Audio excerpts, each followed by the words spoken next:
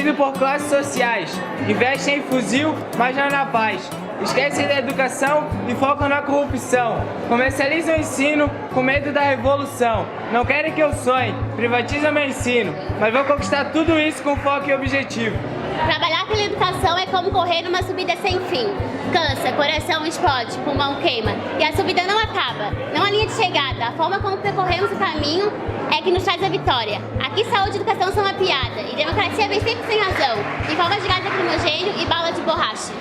Para mim está sendo bom porque eu tô tendo a oportunidade de aprender um pouco mais sobre os assuntos que tá rolando, que eles colocaram pra gente fazer as poesias, como o feminismo, igualdade de gênero, coisas do tipo assim, daí tá sendo bem bom. Pra mim, além de tudo disso que ela falou, tá sendo legal, até porque, tipo, eu gosto muito de me expressar com palavras. Tipo, eu gosto muito de escrever, independente de poema ou texto ou qualquer tipo de coisa. E, tipo, tá sendo legal porque eu tô conseguindo me expressar, tipo, coisas que eu penso no dia a dia, mas nem sempre eu coloco, tipo, em falas, sabe? E daí eu tô conseguindo me expressar mais com textos e coisas do tipo que a gente tá fazendo na sala de aula. O processo do Sarau 2017, ele aconteceu de um modo onde o tema do Sarau, Imaginar uma Nação, ele foi apresentado, né? Ele foi apresentado para os alunos de uma maneira a instigar uma curiosidade, um raciocínio, né? E, acima de tudo, reforçar o caráter, que eu acho político, do ato de imaginar, né? É muito perigoso você imaginar, porque o campo da imaginação é um campo onde você consegue abarcar, dialogar, usufruir de espaços onde talvez do campo do cotidiano você não teria acesso, né? Além das atividades realizadas em sala de aula e do produto final do Sarau de Poesias apresentados pelos educandos, tivemos a presença de alguns convidados especiais falando sobre o movimento negro e do hip hop, dando suporte para a escolha e criação das poesias. Essa roda de conversa serviu como reflexão de um olhar crítico, social e solidário, possibilitando os educandos reinventar uma nova nação. O que é um movimento negro? O movimento negro é um conjunto de entidades que discutem e traçam políticas para a população negra, né? Então existem muitas entidades e nós aqui, eu e Sara, representamos uma entidade do movimento negro, que é o Movimento Negro Unificado de Santa Catarina. Como você vê a inclusão dos negros no ensino médio, na pós-graduação, na graduação?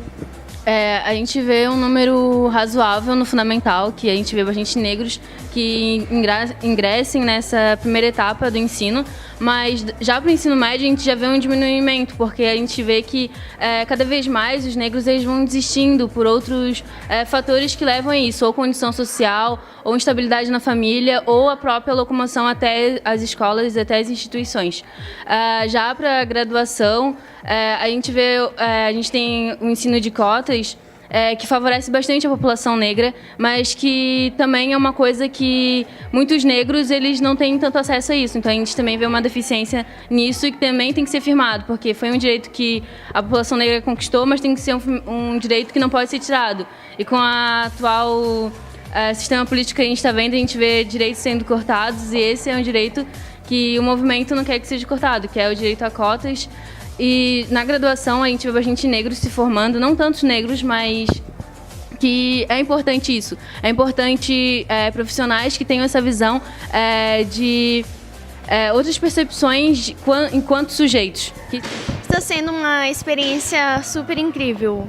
É legal que assim a gente pensa em grupo, né? Numa sociedade em que a gente a pensa de apenas uma forma, mas assim a gente interagindo com mais pessoas, né? Pessoas conhecidas e outras pessoas que a gente conhece recentemente. É super legal e genial, e assim a gente também já conhece os pensamentos da pessoa, como que ela reage a tal assunto. Qual é a nação que você imagina, essa nação brasileira? Ela está próximo do cenário, do retrato oficial que é apresentado, que foi aquele panorama que a gente viu das Olimpíadas, da Copa do Mundo? Ou esse imaginário do aluno, esse imaginário nacional político, ele se distancia, ou seja, ele traz outros personagens, um outro cenário, uma outra paisagem para dentro desse campo da nação, né? Então a ideia foi instigar a imaginação dos alunos a respeito desse tema. O sarau vem sendo assim, eu acho que um negócio um tanto entusiasmático pra gente, sabe?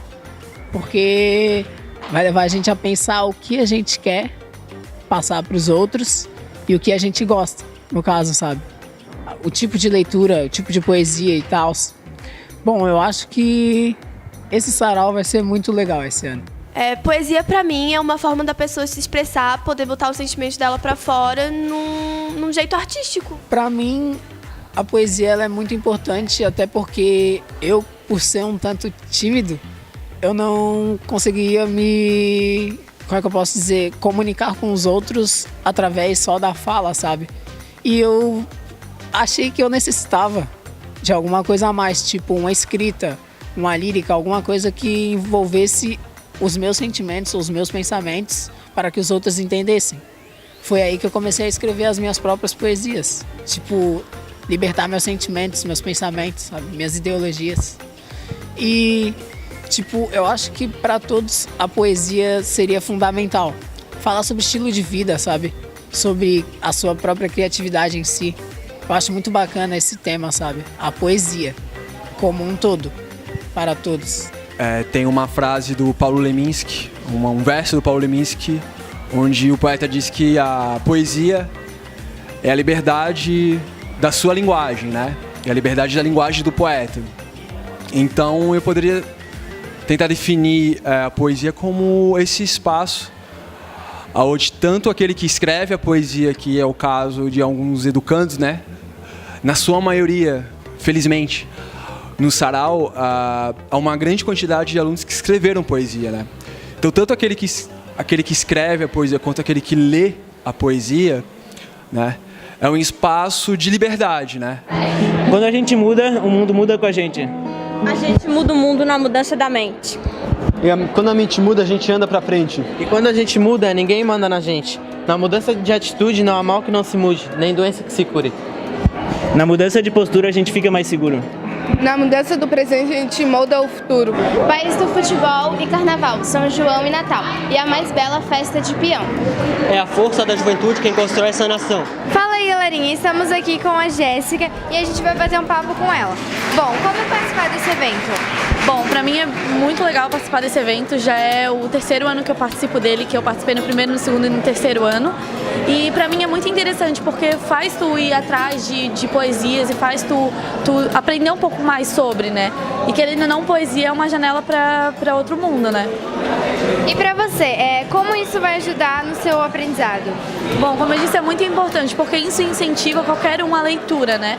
Pra você declamar uma poesia, primeiro você tem que estudá-la, escutar ela e gravar ela na mente. Então isso acaba te fazendo ler e ir atrás mais de conhecimento, né? Você acha importante trabalhar poesias com os jovens?